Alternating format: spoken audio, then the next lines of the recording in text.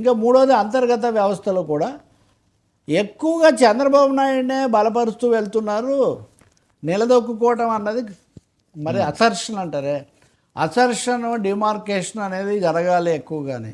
అదే తెలుగుదేశం వైపు నుంచి కనుక అడిగితే వాళ్ళు ఇప్పటివరకు సీఎంఓలే ఉండేవి, కానీ ఇప్పుడు డిప్యూటీ సీఎంఓ అనేది కూడా ఒక వ్యవస్థగా తయారైంది. చాలా విషయాల్లో మొన్న బీరమల్లు ప్రకటన కూడా డిప్యూటీ సీఎంఓ కార్యాలయం నుంచి వచ్చింది. కాబట్టి కుదురుకోవాల్సిన అవసరం చాలా ఎక్కువగా ఉంది. మీరు అడిగిన దానికి మార్కులు మనం అంటే డిస్టింక్షన్ వచ్చే అవకాశం ఇప్పుడైతే లేదు.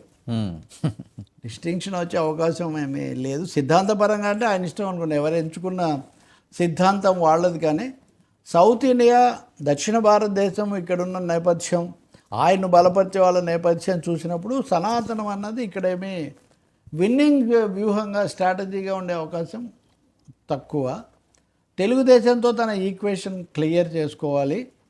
మూడవది తెలుగుదేశంలో ఉన్న సందేహాలు అంటే చాలా ఇదైపోయింది అన్న పద్ధతిలో పెరుగుతున్నది కూడా చక్కదిద్దుకోవాల్సి ఉంటుంది.